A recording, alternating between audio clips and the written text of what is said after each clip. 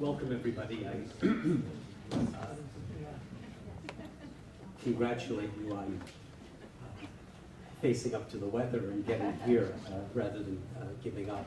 Welcome to you, our collegium. So last week, a Wall Street Journal editorial entitled "So Much for Donald Mussolini" declared that the fad for claiming that our president to be the new Duce was now over.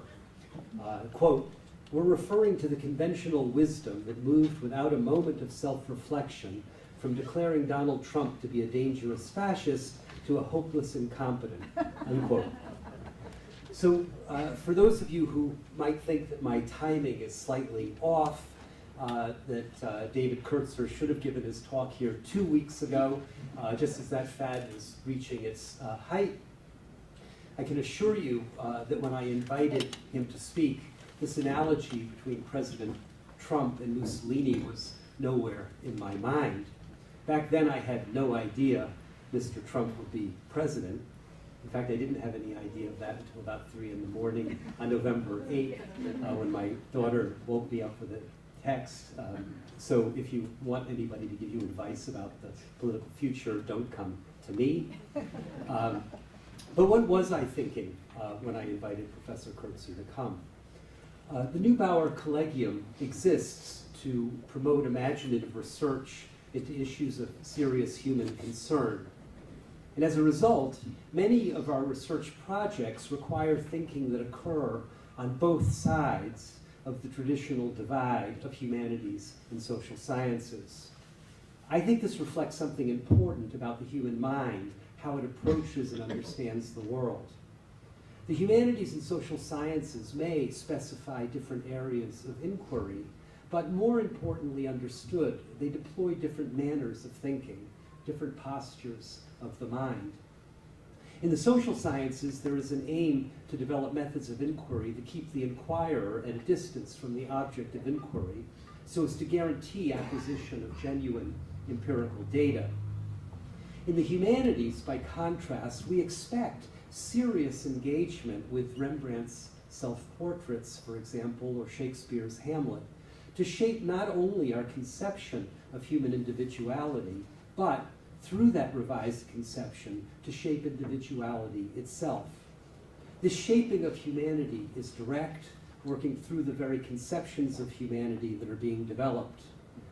Now, the familiar distinctions of subjective and objective, or theoretical and practical, at least as those terms are commonly used, are not adequate to capture the distinctive manners of mind that are the humanities and the social sciences.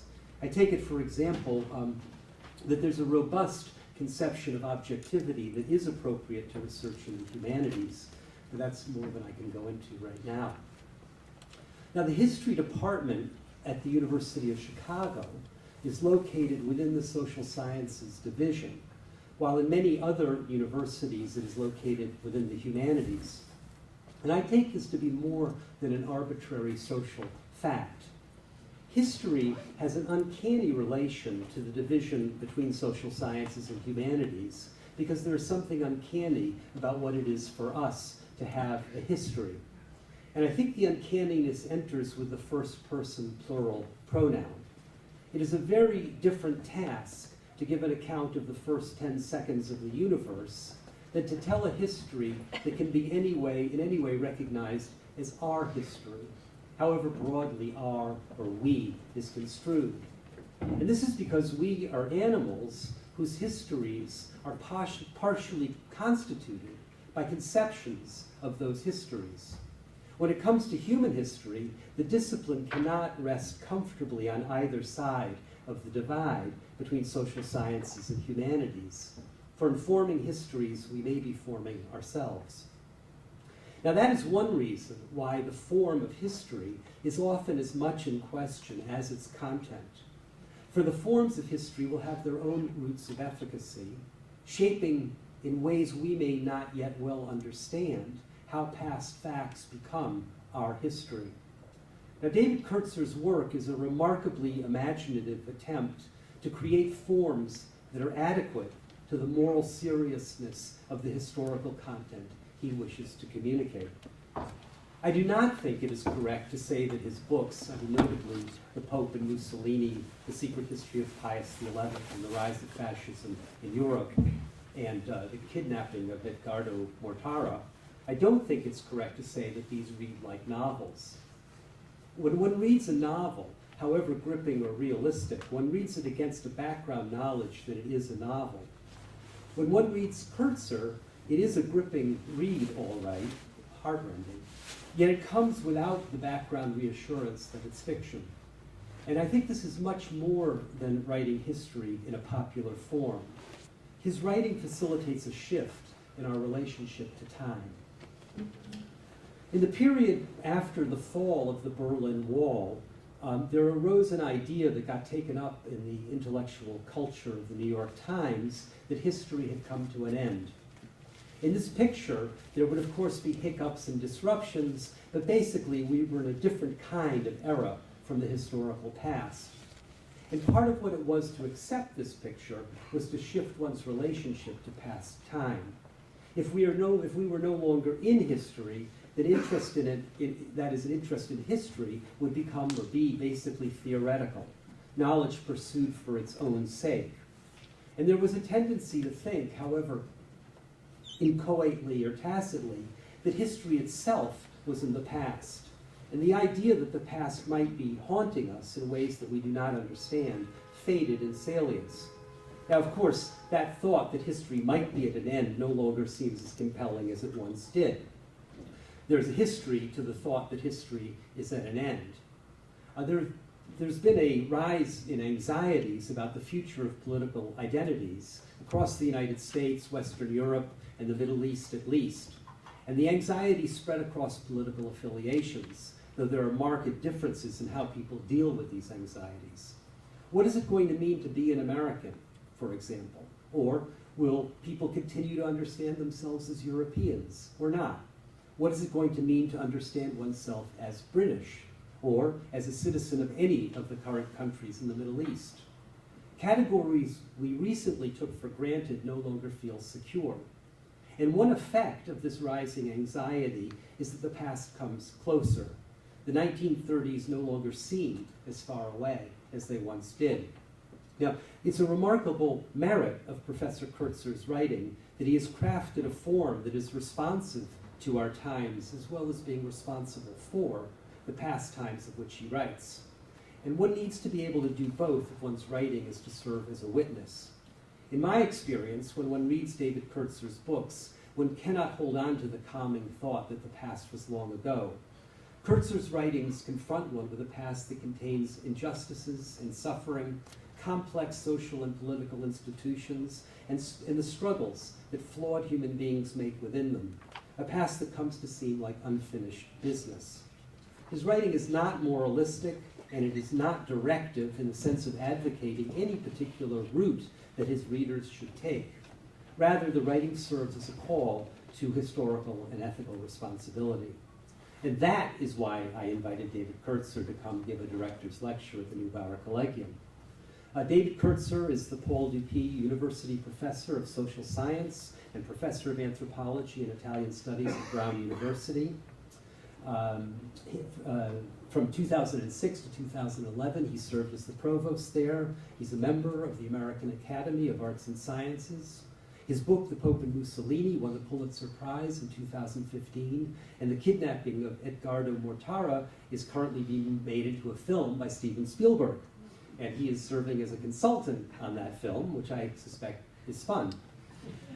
He is the author of many other books, including Amalia's Tale, A Peasant's Fight for Justice in 19th Century Italy, and Prisoner of the Vatican, The Pope's Plot to Capture Italy from the New Italian State.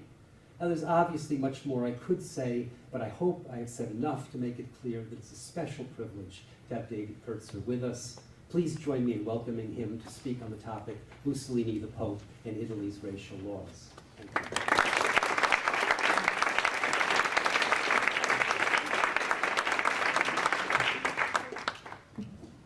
Well, thank you, Jonathan. Thanks for the invitation to Neubauer, and it's good to see some old friends and colleagues here.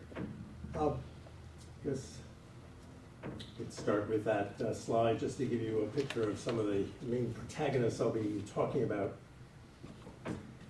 In the shadow of the Holocaust, if we could pick up on Jonathan's theme about some of the moral issues here, although for the most part they'll be implicit, I think, in what I'll be talking about. In the shadow of the Holocaust, attention is turned to the question of what could have led millions of Europeans, most of whom thought of themselves as Christians, to hold Jews in such demonic, dehumanized terms that they would countenance, not only countenance, but participate in their mass murder in mid-20th century Europe. If we look at the Italian case, of course, this could be seen to be a small eddy of the Holocaust. The Jews only constitute about 1/1000th of the population of Italy, and they 7,500 were murdered in the Holocaust, but compared to the larger number, this is obviously a small part. But if, as I am here, interested in the Vatican's role in all this, the Italian case is especially revealing, I think. Nowhere in the years preceding the Holocaust did the Vatican have as much influence as it did in Italy. Aside from obvious reasons for this, the Pope, of course, is Italian, the main people in the Curia were Italian. The influence the church had with the political situation at the time was magnified by the fact that in the 1920s, the Vatican made a deal with Mussolini to provide church and Vatican support for the fascist dictatorship in return for helping restore a position of privilege for the church in Italy. What I'd like to do today, based on partly on research that I've been conducting in the newly opened archives of the Vatican for this period, the 1920s and 30s, the papacy of Pius XI, who was Pope from 1922 to 1939, is to chronicle the role played by the Pope, the men around him in the Curia, his various emissaries, in trying to convince Mussolini that the Jews in Italy represented a danger and the government needed to take action against them. This goes against the kind of official narrative of the church, both the Vatican and the church in Italy, which is that, in fact, the Vatican, the church was repelled by the racial laws, by the anti-Semitic campaign, and in fact, the church helped turn Italians against the fascist regime as a result of them. An account, I think, can't withstand historical scrutiny. As it happens, Mussolini came to power in the same year as Pius XI, 1922.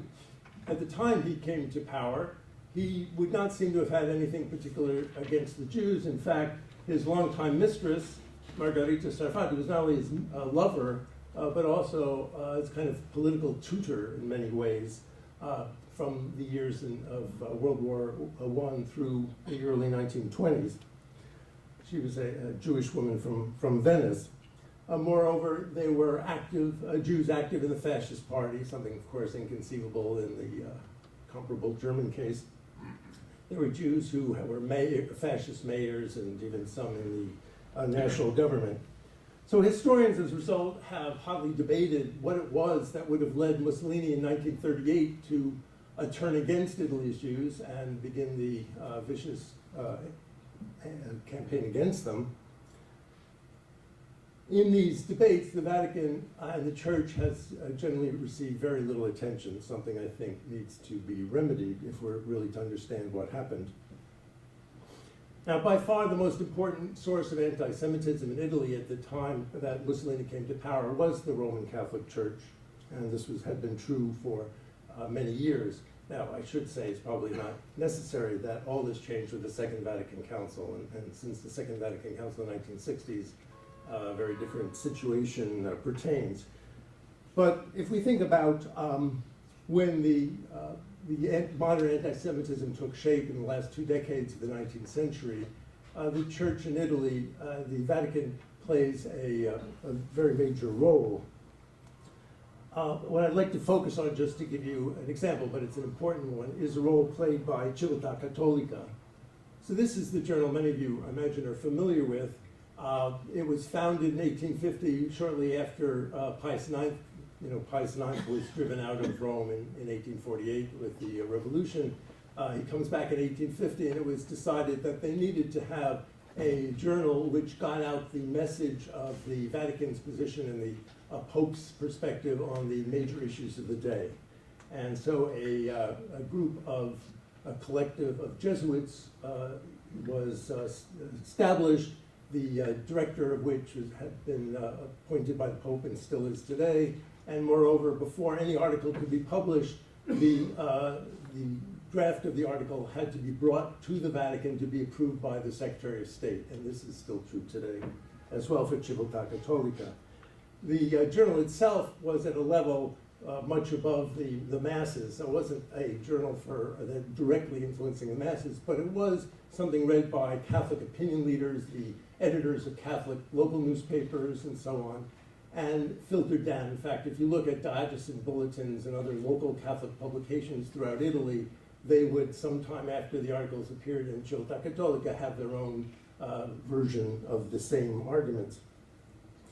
In the last 2 decades of the 19th century, the years, as I mentioned, which modern anti-Semitism was taking shape, Civiltà Cattolica has scores of articles mercilessly attacking the Jews. Just to give you some flavor from these late 19th century articles, the Jews, one of these articles approved by the Vatican before it could be published, warned, are, quote, eternal insolent children, obstinate, dirty, thieves, liars, ignoramuses, pests, and the scourge of those near and far. They've managed to lay their hand on all public wealth, and virtually alone they took control not only of all the money, but of the law itself in those countries where they have been allowed to hold public office, unquote.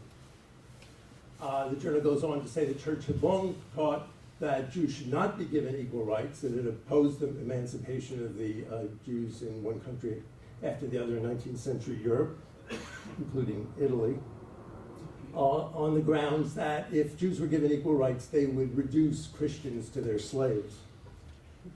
And so, to take another quote from Civiltà Cattolica, oh, how wrong and deluded are those who think that Judaism is just a religion and not, in fact, a race, a people, and a nation, unquote. And as a noxious foreign body, the journal also charged Jews could never be loyal to the country in which they lived.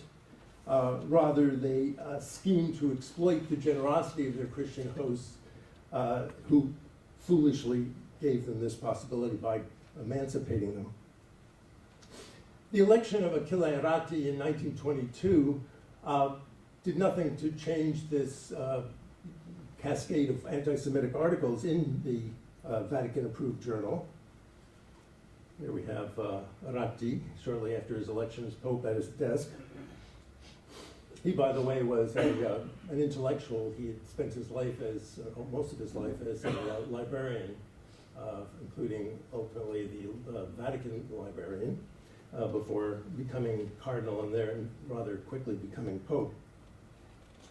In a series of articles in 1922, shortly after he becomes Pope, Civiltà Cattolica blames the Jews for the recent Russian Revolution. That's another important thing to keep in mind as we think about this period, 1922. We're only 5 years after the Russian Revolution, which is having a big impact.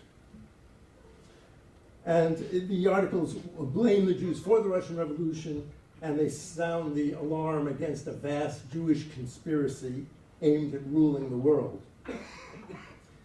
A few months after Pius XI becomes Pope, as the fascists were marching on Rome in October 1922, the journal published a feature article titled "The World Revolution and the Jews."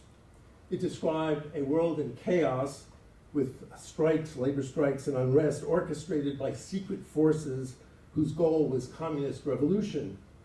The credulous masses were being manipulated by the Jews, they referred to the people from the ghetto, and the Bolshevik reign of terror was almost entirely, the journal, the Vatican-approved journal, told readers, almost entirely the product of Russia's Jews.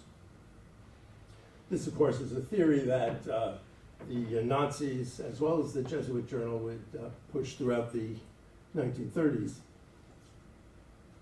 In the first issue of Civiltà Cattolica, to appear after Mussolini came to power, in the fall of 1922, they carried news from Austria under the headline, "Jewish Masonic Socialism Tyrannizes Austria." If the Jews had their way, Jews in Vienna had their way, the journal warned, quote, "Vienna will be nothing but a Jewish city. Houses and belongings will all be theirs. The Jews will be the bosses and lords, the Christians their servants," unquote.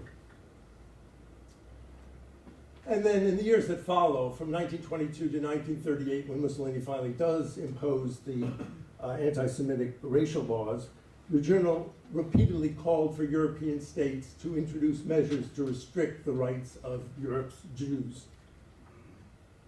And as I mentioned, these themes were then picked up by Catholic newspapers and diocesan bulletins throughout Italy. Now, the Pope's own emissaries, the new Pope's own emissaries, were themselves trying to convince Mussolini to act against Italy's Jews. And most important of all these is this man who was agreed upon between the Pope and Mussolini within 2 months of Mussolini's coming to power to be their private, unofficial go-between.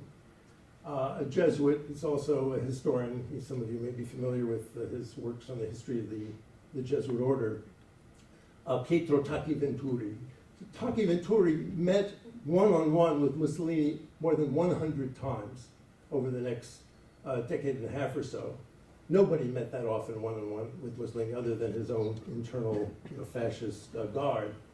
So it's remarkable now with the opening of the Vatican archives together with what we find in the fascist archives, the state archives and the Italian diplomatic archives, we can reconstruct virtually all these meetings, including Tacchi Venturi's own papers, which were left in the Central Jesuit Archive, which is right near the Vatican. What do these reveal? What was going on? Well, let me give you an example. In 1926, Tacchi Venturi, in warning Mussolini of the danger that the Jews in Italy posed to him, and he always tried to make the argument that yes, the Jews were enemies of the Catholic Church, but they're also the enemies of fascism and of Mussolini himself. In September of 1926, Tacchi Venturi hands a copy of this little book to pamphlet, it's 15 pages. It's actually dedicated to Tacchi Venturi. If you look at the inside cover, it's dedicated to him. And the book, the author of the book, this is something Tacchi Venturi, who's coming to meet on the Pope's orders, and the Pope has no idea that Tacchi Venturi is giving him this book, and this is not on the Pope's agenda, which we could talk about, but Tacchi Venturi is using his position to bring up this great concern he has about the Jewish threat in Italy. So one can read in this book, I'm quoting, "No one can doubt the Jewish sect's formidable, diabolical, fatal activity in all the world."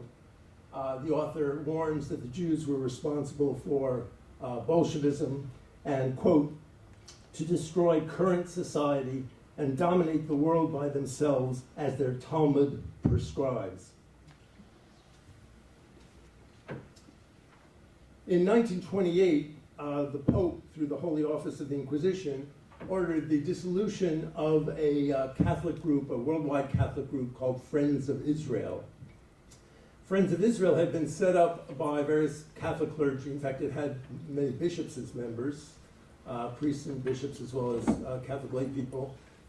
The mission was to convert the Jews, get the Jews to see the light, which, of course, from the church point of view was perfectly fine. The problem was that they began taking the position that the church should not demonize the Jews, partly because they thought it was not the Christian thing to do, partly because they didn't think tactically it was a good idea if we wanted to win them over. And as they called for making some of these changes and stopping demonizing the Jews, it was decided by the Office of the Inquisition, which is chaired by the Pope, to pull the plug on the organization, to ban it.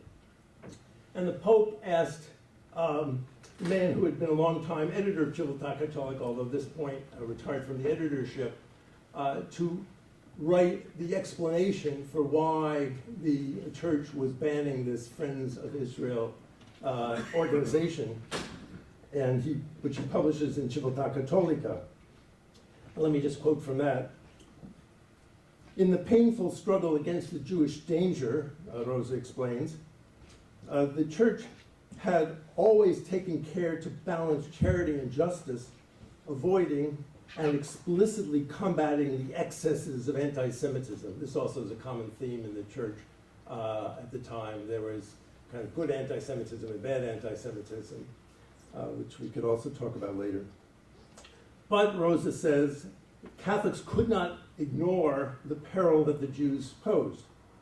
Ever since the Jews in the 19th century had been given equal rights to Christians, he wrote, something he reminded readers the church had long opposed, the Jews had become, quote, bold and powerful, making them, under the pretext of equality, ever more predominant and privileged, especially in the economic sphere, unquote. He went on to blame the Jews not only for the Russian Revolution, but also for the French Revolution. And in the face of the threats of Jewish subversion, he warned that Europe's governments were being inexplicably lax. As a result, Jews had established their, quote, hegemony in many sectors of public life, especially in the economy and industry, as well as in high finance, where they are indeed said to have dictatorial power. They can dictate laws to states and governments in political as well as in financial matters without fear of having any rivals, unquote. And he concluded his article saying that throughout Europe, Jews were at work, quote, scheming to achieve their world hegemony, unquote. Now, a few years later, Hitler, of course, comes to power early 1933 in Germany and loses no time beginning to introduce measures against the Jews in Germany. The papal nuncio in Berlin reports the details of this new anti-Semitic drive in 1933 back to the Vatican, to the Pope and the Secretary of State, including news about a boycott that had been called in Germany for all Jewish professionals and Jewish-owned stores and businesses. On April 7, 1933, a law was passed in Germany dismissing Jews from the civil service. In reporting all this, the nuncio cautioned the Pope, and these are papers that recently became available in the open Vatican archives. The nuncio cautions the Pope not to interfere. He says, quote, intervention by the Holy See's representative would be equivalent to protest against the government, she warned against. In fact, the Pope does not say anything about this. Well, what was curious, and what I curiously found not in the Italian Foreign Ministry archives, but in the Vatican archives, is there was somebody from Rome who protested before the first anti-Semitic measures were introduced by Hitler in 1933. That person was Benito Mussolini. Mussolini sends a urgent letter to his ambassador, the Italian ambassador in Berlin. And he says he should meet immediately with Hitler. He hears Hitler's planning a campaign against German Jews. And he wanted to advise Hitler that an anti-Semitic campaign was a bad idea. And he says, this is Mussolini's message to Hitler, quote, every regime has not only the right, but the duty to eliminate from positions of influence those elements that are not completely trustworthy, but doing this on the basis of Semitic versus Aryan race can be damaging, unquote. And he warned that not only, of course, would Jews turn against the regime worldwide, against the Nazi regime if Hitler did this, but many Christians might as well. The next day, on receiving this, the Italian ambassador to the Holy See, to Berlin, to the Nazi regime, meets with Hitler, delivers Mussolini's message, which, however, is ignored. And in fact, one reads in the Vatican Secretary of State archives now, reports that Mussolini's plea to Hitler, quote, was taken and read to Hitler and Goebbels a half hour before the ministers' meeting that approved the law that dismisses the state employees of Semitic race.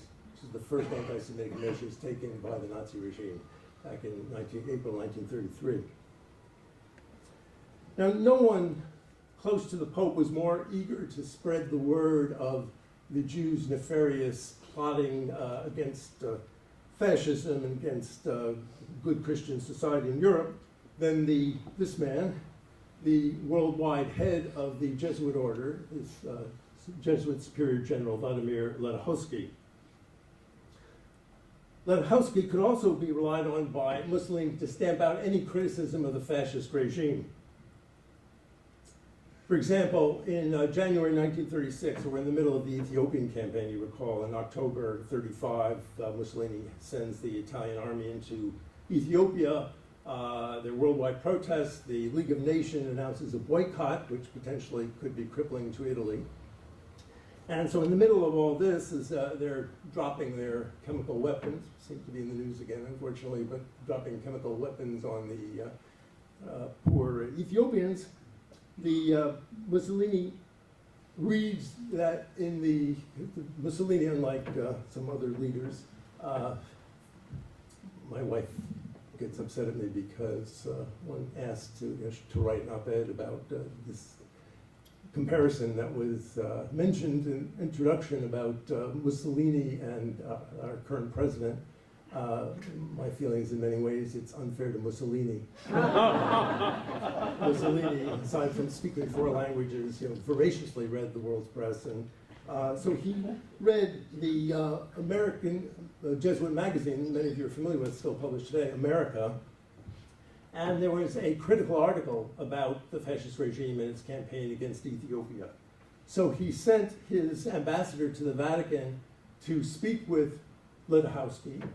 So again, the America that's published this anti-fascist piece is a American Jesuit journal. He's, of course, in charge of the Jesuit order. So Mussolini sends his ambassador to the Holy See to meet with Ledowski and with the request that he get rid of the editor of America, who had actually been a long-time editor there, a Jesuit, American Jesuit, and replace him with a pro-fascist American Jesuit. And in fact, that's exactly what happened. Ledowski immediately agrees, fires the man, the Jesuit, who was the editor, and replaced him with a pro-fascist. And since I'm in the Midwest, to mention Charles Coughlin. If we think right-wing radio is a recent development, it wasn't. The famous anti-Semitic right-wing radio priest from Detroit. And so the American Jesuit journal America all of a sudden changes from critical of fascism and critical of Charles Coughlin to pro-fascist and anti-Semitic. At that same meeting, the Italian ambassador went on to ask the world head of the Jesuit order for help in fighting the economic sanctions that the League of Nations had imposed to stop the war in Ethiopia. The ambassador writes back to Mussolini with the response he got from the Jesuit leader. He said, Father Ledowski said that all of the noise being made around the war in Abyssinia is just a pretext from which international Judaism is profiting in order to advance its attack on Western civilization, unquote. At the same time, the Pope was, partly at Ledowski's insistence, preparing an encyclical denouncing communism. He would send drafts of the encyclical to Ledowski. Ledowski was very upset by the drafts because they made no mention of the Jews as being responsible for communism. So we have now in the Vatican archives and papers that are open this constant correspondence with Ledowski getting drafts, sending them back, saying, what's going on? Where's all the mention that the Jews were responsible for communism? And this continued. Interestingly, though, the Pope resisted and refused to put this in, much to Ledowski's dismay, so that when his encyclical denouncing communism did come out, it makes no mention of Jews or Jewish responsibility. And in fact, by this time, in my way of reading the evidence, the Pope was beginning to have a change of heart. He had really breathed in the, you might say, the air of anti-Semitism in the church as somebody growing up in the church in Italy, but he was having second thoughts about it, not least because although he had made a deal with Mussolini, he regarded Hitler with loathing. He despised Hitler. And this is a common mistake, I think, that I find people make. They tend to quote, to equate the two fascist dictators. But in terms, if you're interested in the relationship of the Vatican and the popes with what was going on in World War II, you have to make a very strong distinction between the relationship with Mussolini, who was seen by many in the church as a big supporter of renewed church influence in Italy, and Hitler, who was seen as the person who was whittling away at church influence in Germany. In 1936, Civiltà Cattolica renews its warning against the threat that Jews pose in Europe. And in an article, they talk about what is the appropriate Christian response to this Jewish threat. This is 1936. They say there are three possibilities. The first possibility is the best, namely the Jews see the light and convert. But unfortunately, the author says this is not likely to happen. The Jews are stubborn and insist on remaining Jews. The second possibility, they say, is, well, have all the Jews relocate to Palestine. But there are problems there too. They said there are too many Jews. There are 16 million Jews, according to the Civiltà Cattolica, in Europe, and there wouldn't be a country as small as Palestine couldn't support them. Plus, they added, since they would need to work the land, this would never work because the Jews were, quote, uniquely endowed with the faculty of being parasites, and destroyers have no aptitude and no taste for manual labor, unquote. This is 1936. There remained, therefore, only the third option, and the one that the journal was recommending, to follow the path the church had in fact used so successfully for centuries. Jews should be stripped of their rights as citizens, in the way that, of course, Jews were as long as the popes had control over them in the papal states, which in Rome lasted until 1870, not all that long before this. It was only 18 months after that article appeared in Civiltà Cattolica that the Duce surprised many by announcing his new racial ideology. Italians were all Aryans. His so-called manifesto of racial science, racial scientists declared, this July 1938, and the Jews were part of a separate, noxious, foreign race. Now, the Pope was very upset. Pius XI was very upset by this. He was upset for various reasons. First of all, he was upset because it showed, this came right after, a couple months after a triumphal visit by Hitler to Rome, something that very much upset the Pope. And this seemed, the embrace of evident Nazi anti-Semitic ideology seemed to be just the latest sign that Mussolini was embracing Hitler, and Italy therefore was embracing Nazi Germany, something the Pope very much opposed. He was also upset because the racial policy, racial ideology went against Christian theology, where the discriminant between what was good and what was bad, good and evil, was not race, but religion. In an audience a few days after announcement of Italy's new racial policy, in fact, the Pope denounced what he called exaggerated nationalism.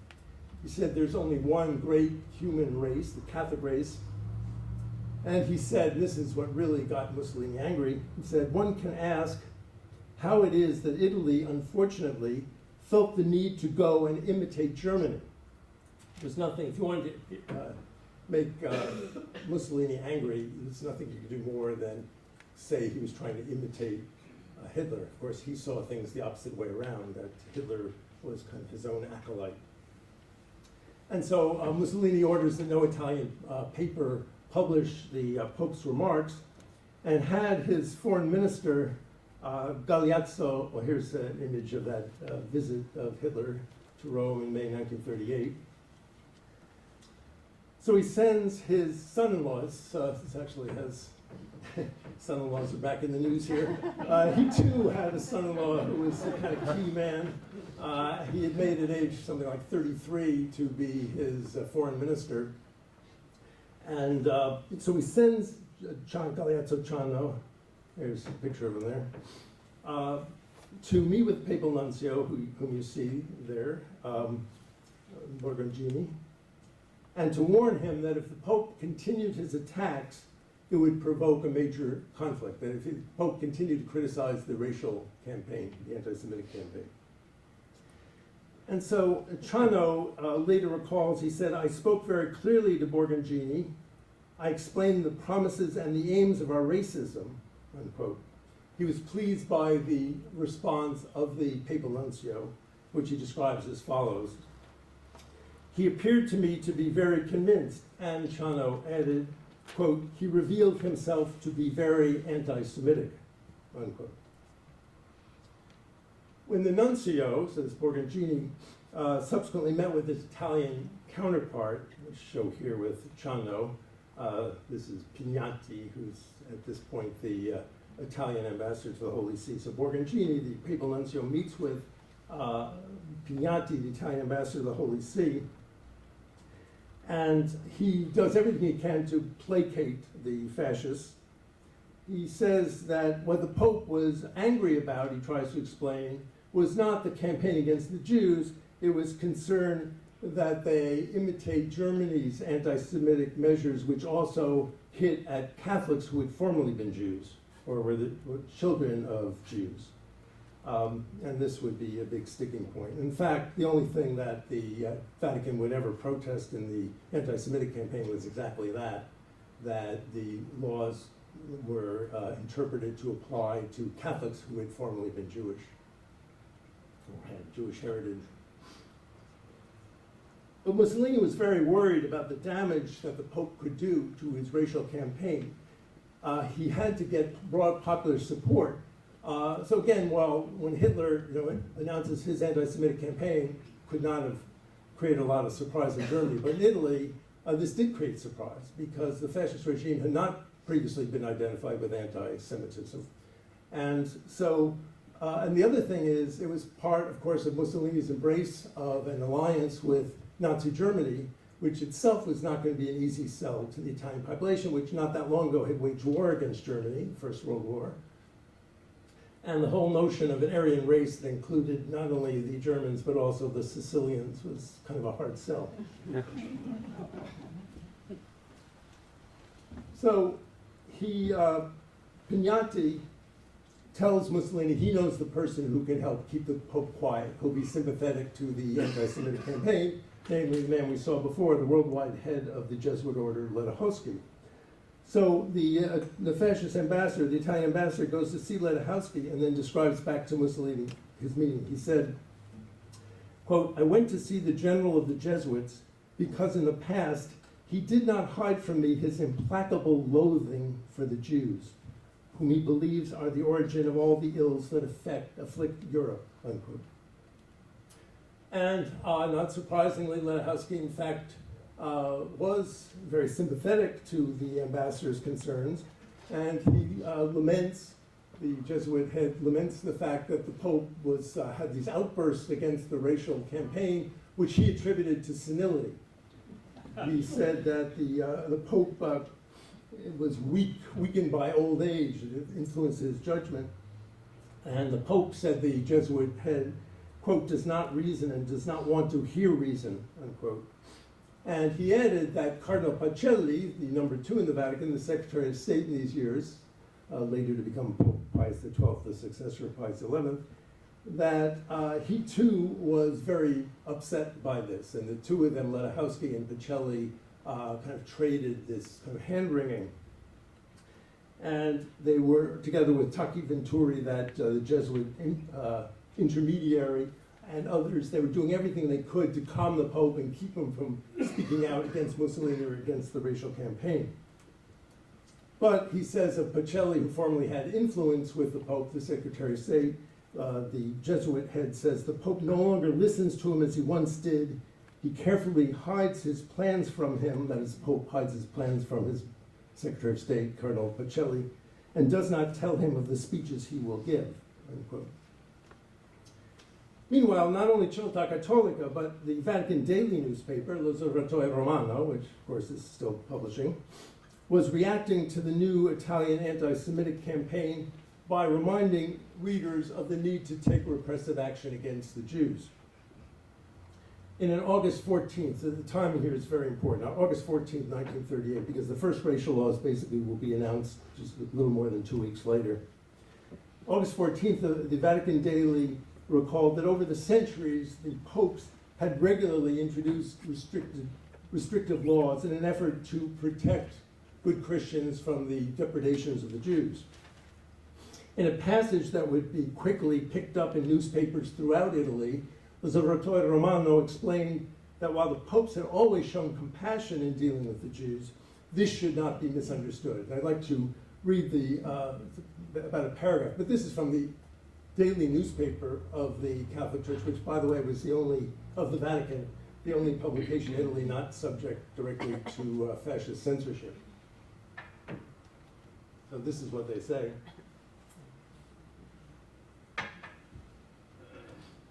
But to put things straight, this, that is the compassion popes had shown in the past for Jews, does not mean that Jews might abuse the hospitality of Christian countries. Along with protective measures, there were decrees of restriction and persecution in their regard. The civil ruler was in agreement with the church in this. While the Christians were forbidden to force the Jews to embrace the Catholic religion, to disturb their synagogues, their Sabbaths, and their feast days, Jews, on the other hand, were forbidden to hold any public office, civil or military, and this debarment was extended to the sons of converted Jews. These precautions related to professional activities, teaching, and even trade, unquote. In short, 2 weeks before the anti-Semitic campaign laws were unveiled, the Vatican Daily provided a blueprint for the anti-Semitic legal system, when all Jewish children would be thrown out of school, all Jewish teachers and professors fired, all Jewish members of civil service and military let go, and so on. We have, there's Pacelli, Eugenio Pacelli, the Secretary of State. Here, La Difesa della Razza was as part of the attempt to demonize the Jews for the Italian population, to spread it through the Italian population in August 38. They began publication of this La Difesa della Razza, the defense of the race, kind of color glossy anti-Semitic publication. That here they're showing what's prohibited now as a result of these racial laws. Jews can't be in military service and can't be teachers and so on and so forth. That same month, and this is one of the amazing documents we now find in the Vatican archives, that same month, August 1938, as Mussolini's preparing his anti-Semitic campaign, the Pope ends up sending his unofficial emissary, the Jesuit Tacchi Venturi, to negotiate a deal with Mussolini, a deal between the Pope and Mussolini, having to do with the racial laws. And maybe I should put this in context. The Duce is concerned that the Pope's going to speak out against the racial campaign, and this will have devastating influence, a devastating impact on his ability to get buy-in by the Italian population. He knows how to put pressure on the Pope. In fact, he boasted to Hitler about this at some time in the past, namely to threaten what the Pope most cared about, which was Catholic action. Many of you are familiar with it's a lay organization under ecclesiastical control. But from the Pope's point of view, it was this capillary organization that was most effective in spreading the church's influence through Italian society. Mussolini, of course, was never happy with any mass membership organization that wasn't under fascist control. And this basically was the only one in Italy that was allowed. So it was always a sticking point. And he would periodically threaten to close it down, accusing it of being involved in not just religious but political activities. So over the course of the summer, Mussolini began making threats, including proclaiming that one could no longer be a member of the fascist party and be a member of Catholic Action. And since for many jobs you needed to be a member of the fascist party, this would have very serious consequences for members of and membership in Catholic Action. So what we have is an agreement that is reached, and we find this, it's a 3-page typed document. I show here the first page and a quarter, which has to do with point 1. There are 3 points in this document. And as you see there, it's titled 3 Points of an Agreement Happily Reached the Evening of August 16, 1938, between His Excellency the Honorable Mussolini and Father Tacchi Venturi, in order to restore good harmony between the Holy See and the Italian government that was disturbed in recent weeks. There are 2 issues that are that are being discussed here. One, the question of Catholic action and its ability to operate freely. And essentially what you have in this agreement is, and points 2 and 3 have to do with that, with Catholic action. Point 1 has to do with the anti-Semitic campaign. It's a deal. The deal is this. Mussolini says, I will let up all pressure on Catholic action. I'll reintroduce the ability of Catholic Action members to be members of the Fascist Party and so forth. However, in exchange, you've got to do the following for me. You've got to agree that neither you nor any member of the Vatican hierarchy, nor any priest in all of Italy shall speak out against the anti-Semitic campaign that we're about to launch.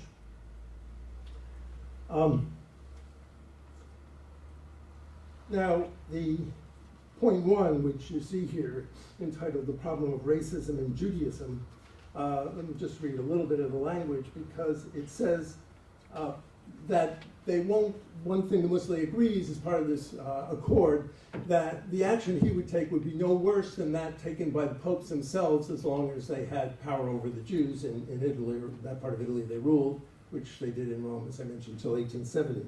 So the text reads in part, as for the Jews, the distinctive caps of whatever color will not be brought back, nor the ghettos, much less will their belongings be confiscated. The Jews, in a word, can be sure that they will not be subjected to treatment worse than that which was accorded them for centuries and centuries by the popes who hosted them in the eternal city and in the lands of their temporal domain, the papal states, unquote. Over the following days after this agreement was reached, the Italian newspapers, in preparing Italy for the anti-Semitic campaign, were filled with articles about how, as long as the popes had power, they had similar kinds of laws to protect good Christian society from the Jews. Several newspaper articles were run under the title, How the Popes Treated the Jews, and in these they would cite that August 14th Osservatore Romano, the daily Vatican newspaper piece that I mentioned and quoted from earlier. I'd also mention something I'm actually working on at the moment. This La Difesa della Razza, as I mentioned, is the main publication put out to try to demonize the Jews for the general Italian population and prepare them for the anti-Semitic campaign. They constantly used Christian imagery, and the notion that there's some difference between medieval Christian demonization of the Jews associated with the church and religion and contemporary racial anti-Semitism really has no basis in fact. And so you see here, here they're using old images of ritual murder. I'm sure you're familiar with this, the notion that Jews were commanded by their Talmud to murder Christian boys, usually Christian children, and drain them of their blood, which they needed for their Passover matzah. It's that time of year. Or many, many articles of this, the kind you see here. They would talk about various of the saints of the Catholic Church and their anti-Semitic campaign in their own language demonizing the Jews, or even the host desecration, so the most kind of medieval sorts of imagery of demonizing the Jews are used in the Italian fascist publications throughout these years. Well, over the next month, so as the laws are put into effect, the anti-Semitic laws at the beginning of September 1938, the Pope's entourage, including the Secretary of State, Eugenio Pacelli, along with the Papal Nuncio to Italy, the head of the Jesuit order, and so on, the Taki Venturi, the Pope's Jesuit envoy to Mussolini, they did all they could to keep the Pope, who wasn't entirely comfortable with this agreement, to abide by it. Here are some of the people I'm talking about. Their efforts were placed in danger because Mussolini himself did not abide by the agreement. He insisted on adding later in the fall a restriction on marriage between Catholics and those Catholics who had previously been Jewish, in other words, baptized Jews.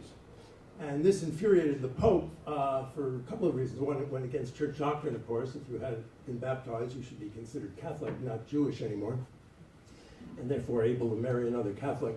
But even more so, probably because of Concordat, I haven't talked about this, but in 1929, a historic agreement was reached between Italy, the fascist regime, and the Vatican, which, among other things, is what established Vatican City for the first time, and ends the separation of church and state, which had been a foundation point of modern Italy since its creation. And The one part of the Concordat was it said that any church marriage would automatically be recognized by the state. This had not been the case in Italy for the previous decades. If you wanted to have a legal marriage, it had to be a civil marriage. Religious marriages were not recognized because of this church-state conflict. So that in announcing that a marriage performed by the church between two people who the church regarded as Catholic was not valid, Mussolini was going against the Concordat. So this too was another reason that the Pope became so upset. Now let me just get to a final point here before I open things up for your questions or comments. Pius XI dies the following February 1939. The timing of his death seemed very suspicious. In fact, when I told people in Italy, when I first telling them I was working on a book about Pius XI, they said, "Oh, the Pope was murdered." I said, "Oh, really?" For the 10th anniversary of the Concordat of the Lateran Accords, which is going to be February 11th, 1939, the Pope had called all 350 of Italy's bishops, as well as the journalists of the world and the diplomats, to come to St. Peter's, where he was going to give a speech to mark the occasion. We know from Mussolini's, the reports he was getting from his spies, one of the kind of good things for the historian's point of view is Mussolini had this thick network of spies in the Vatican, and their reports we can now read. So we knew from his spies that the Pope was going to denounce his embrace of Nazi Germany. And he was very worried about the huge damage this could do. And so the fact that the Pope dies the day before he's supposed to give this speech seemed a little questionable. And there are other reasons too we could get into if anybody's interested in conspiracy theories. But so when Mussolini hears the news on February 10th, 39, the Pope has died, he breathes a sigh of relief, but he's worried about one thing. Because something else his informants, his spies in the Vatican have told him is that the Pope had ordered the Vatican printing office to make up hundreds of copies of his speech. Because he was already rather frail, he was afraid they wouldn't be able to hear his voice, acoustics aren't so great in St. Peter's. And so Mussolini was now worried that if copies of that speech got out, and in fact it was denouncing his embrace of Hitler, this could be even more devastating. It would be almost like some prophecy from the papal grave. And so, frantic, he sends his ambassador to the Holy See to meet with the one and only person who could help him.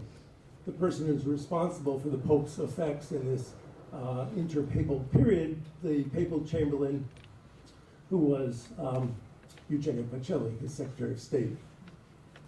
So Pignati, the Mussolini's ambassador to the Holy See, goes with Mussolini's request to destroy all copies of the Pope's speech to Pacelli, and Pacelli agrees and has orders and we see the order in the Vatican archives, or the reply from the director of the Vatican printing office, saying, "I've done as you requested, and I've destroyed all the copies we have of the Pope's intended speech." And just perhaps conclude with the remark that 3 weeks later, much to Mussolini's relief, Eugenio Pacelli is elected to succeed him, taking the name of Pius XII. No criticism of Italy's racial laws would ever cross his lips. Thank you.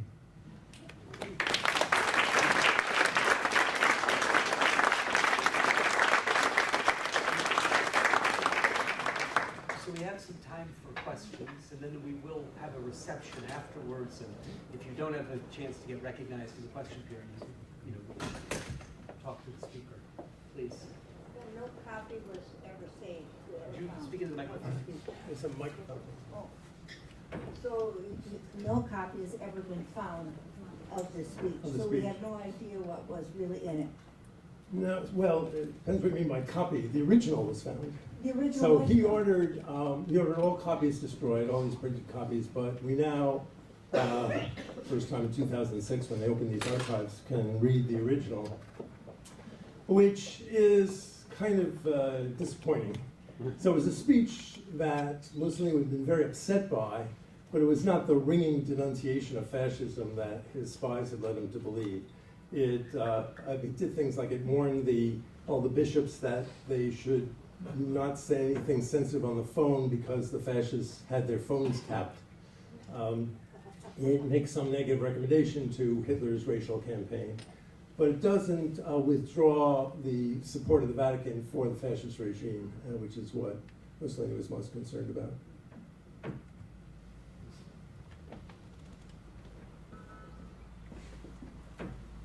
First of all, thanks a lot for the very interesting talk. And so I was just curious about what made Mussolini change his mind on racial laws.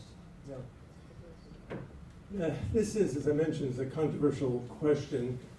Some have argued that, given the timing, as I mentioned, Hitler had made his visit to Rome just a couple of months earlier in May of 1938, that Hitler somehow said, look, if you want to get with the program, if you really want to be an ally, you've got to do something about the Jews. There's absolutely no evidence that happened. It seems, I think two things explain it. One is Mussolini did want to please Hitler at this point, and he thought this would please him. Secondly, and this is related to the first, Mussolini was kind of jealous, you might say, of the Nazis, the kind of discipline that they had and their kind of single-mindedness and militancy and so on. And he thought, although he never, of course, publicly said this, that Italians were a bunch of sheep, and despite all his greatest efforts over the previous couple of decades, he hadn't really made them into hardened fascists. And so the anti-Semitic campaign he saw as part of the effort to do that, to make the fascist man in his new image. Thank you. I was wondering if you could say a little bit more about your argument that the distinction between anti-Judaism and anti-Semitism doesn't hold, and is it because of the evidence you're using here is largely imagery, but I just wonder if you know how far you push that out. Right. Well, John Paul II set up a commission, or charged his commission on relations with the Jews, of doing an investigation response. In 1963, Ralph Hochhuth had this play, The Deputy, which is where this whole image of the Pius XII as being silent during the Holocaust came from, and produced a big pressure on the Vatican.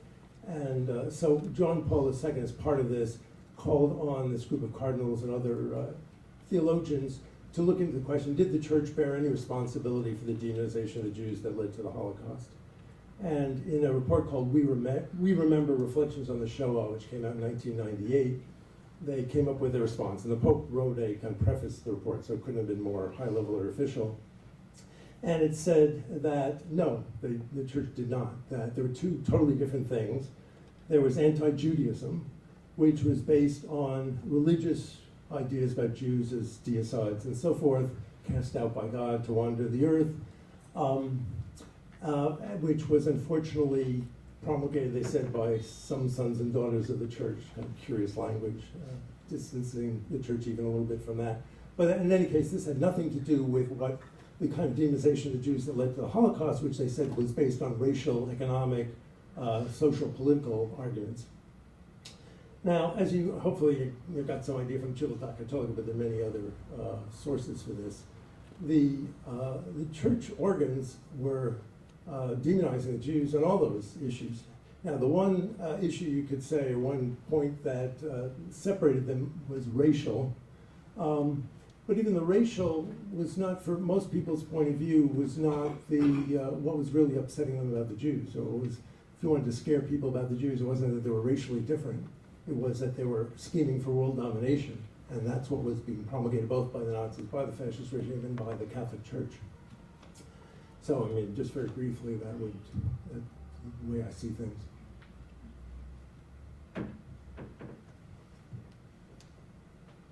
Just a quick question.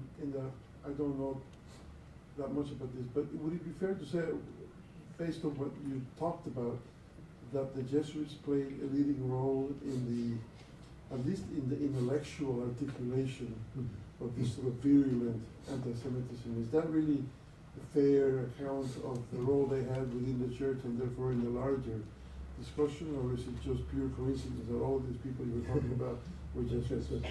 No, it's not coincidence. However, I should say, as I indicated, the editor of America, the Jesuit Journal here, was anti-fascist initially before he was replaced by a pro-fascist American Jesuit. So it wasn't that all Jesuits were both pro-fascist and anti-Semitic. However, I'd say that in Italy, and I'm not all that familiar with Jesuits in many other countries, others here may know better, but certainly in Italy, it was very much part of the Jesuit worldview to demonize the Jews and see them as a great threat. And they did have a privileged position with respect to the Pope, this Pope, but also many others as well. So it's not, of course, that there wasn't anti-Semitism in other parts of the church, but I think you're right in putting it that they had particular influence in this. I was interested in the image in the Defensa della Razia, underneath the church anti-Semitic images on both corners. There were that picture that it looked like it showed an Ethiopian woman and then a Jew, and then. Right. And I was interested in whether, in that journal, in Mussolini's thinking or in the church's thinking, if the issue of the Jews and the imperial effort in Ethiopia or Libya were ever connected at all. Yeah, and that's an interesting issue. And I probably should have said something about this. So again, as you saw there from the cover, and that was kind of their typical iconic image of the Aryan, the Jew, and the African. So I'd say about 2/3 of the articles were demonizing the Jew, but more or less a third were demonizing Africans in La Difesa della Razza. And so this is another question. The racial policy against the Jews, was it affected by what had happened with the Ethiopian War, which of course it just ended in the middle of 1936, so a couple of years before this. There's a certain link, and the developing racial ideology, you could say, was certainly influenced by the African experience. But although they were called the racial laws, really they're aimed at the Jews, and that's very little effect. First of all, there wasn't much of an African population in Italy at the time, but and it's hard to see the campaign as not being motivated by the question of the Jews, rather than all of a sudden a new concern with Africans. That said, and scholars have looked at the whole question of miscegenation of the Italians in Africa mixing with local women, since most of them, of course, were men, or almost all of them, and attempts of the fascist regime to prevent that. So there was some link there, yes.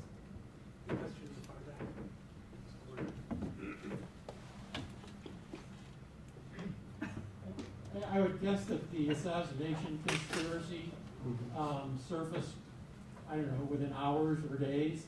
And I'm wondering, how did Mussolini manage the perception of that conspiracy? Because it's unimaginable that even if it was untrue, that it would be in his interest in certain sectors as a strong, to advance the perception of him as a strong man, that he did indeed do that.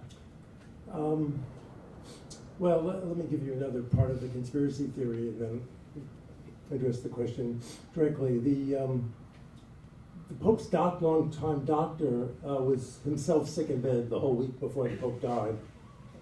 And the senior medical officer was a man named Petacci, a name that some of you may recognize because his daughter was the lover of Mussolini, Claretta Petacci. And not just that, but Clara's brother was heavily compromised by kind of utilizing his sister's status as Mussolini's lover and actual confidant for various kind of corrupt business dealings himself. So the theory would be, okay, Mussolini's concerned the Pope's going to give this speech denouncing him, this will be catastrophic, to do in that kind of forum on February 11th. And so he gets somebody to approach Dr. Petacci and says, look, Pope's old, he's not going to live much longer anyway. If you don't give him a little bit of a push, your son is going to be arrested on these various charges and he will be executed. So, that's a theory. It's not totally implausible, just there's no evidence to support it. Anyway, but no, Mussolini, he did swear about this Pope. He complained about him to his intimates, but he would think better about ever giving any evidence that he might be trying to assassinate the Pope. I think that would be well beyond what he would regard as in his interest.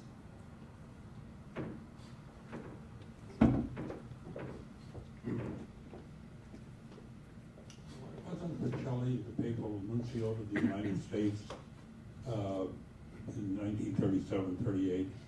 And did he try to influence the United States government on the Jewish situation? Pacelli, no, he wasn't the nuncio. What I think you may be thinking of is he made a visit in 1936 to the United States and spent a few months. He toured the whole country. He got honorary degrees at various Catholic universities. He eventually met with Roosevelt before going back. So, but he was not the nuncio. It should be said that one of the things the church was involved in on Mussolini's behalf was trying to influence the American political situation through the Italian-American community. So, for example, during the League of Nations, so in this period, 1935-36, the boycott sanction movement, they were worried that the U.S., which of course was not a member of the League of Nations, might join in, which would be a problem. And so they basically got the church in the U.S., Italian clergy, Italian-American clergy, to help with the anti-boycott movement, and like thousands and thousands of Italian-Americans protested and sent letters and had demonstrations. So this was all going on at that time, but there are various theories for why, and this was unusual. I mean, no Secretary of State had ever come to the United States before, and why he did it. Some said it was to begin his campaign to become Pope with the four American cardinals at the time. That's probably a little implausible, but he wasn't the nuncio. I have a last question right there. Yes, why don't you do that? We'll continue our conversation after this.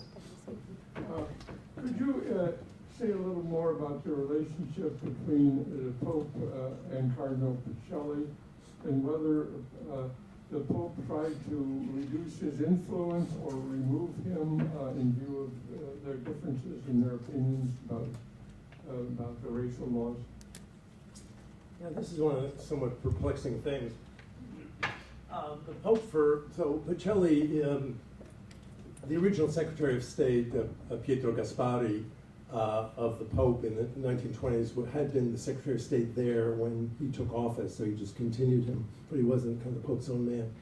He decides to make a change in basically early 1930 when he appoints Pacelli, who up to that point had spent the previous 15 years or so as the papal nuncio in Germany, to come back from Berlin and become his Secretary of State, so 1930. He regarded Pacelli for a while as his kind of protege, and in fact, he did make remarks, Pacelli did make remarks to various people that the obvious successor would be Pacelli. I don't think they ever had a personal chemistry, there's no evidence of that, but clearly he highly valued Pacelli's analytical abilities and political sense of the world, and especially in dealing with Germany. So it is a little bit hard to understand because it did become clear to the Pope that Pacelli wasn't on his side as far as the racial laws and the relationship with the fascist regime went by the last couple of years of his life. For instance, some of you have heard of the hidden encyclical. So one of the other things I didn't mention is to simplify things a little bit, but in June of 1938, so right after Hitler's visit, right before the racial campaign begins, the Pope invites, and this gets back to the question of Jesuits, an American Jesuit, John Lafarge, he's heard that he happened to be in Rome, to come to meet with him, a private meeting. He kept Pacelli out of the loop with this meeting. What was the meeting about? Lafarge, he knew, had written a book blasting racism in the United States. meaning anti-African American racism in the United States. And he wanted Lafarge to draft for him an encyclical denouncing racism and anti-Semitism, which Lafarge, I mean, was totally bowled over. I mean, encyclicals are normally prepared by kind of an internal office of in the Vatican, people with great experience. He had no experience with the Vatican. But what was, in terms of your question, what's interesting is he didn't let Pacelli know about this, which is pretty surprising. So it was quite clear that, and when he prepared his speech initially, he did it at night. The speech I talked about that was supposed to be given on the 10th anniversary without letting Pacelli know, although he did let Pacelli read it a day or so, a couple of days before he died. So, I don't know, the other thing was in his last months he was pretty frail and so forth, so his ability to, I mean, there's no direct evidence that he wanted to remove Pacelli, but it was a time in his life where Pacelli was running a lot of the things for him, and would have been very difficult. But as I say, it's not. There's no evidence that he wanted to remove Pacelli. Please stay and join us for a reception outside. We can continue the conversation informally. It's right outside. And the last thing for us to do before our reception is to thank our speaker.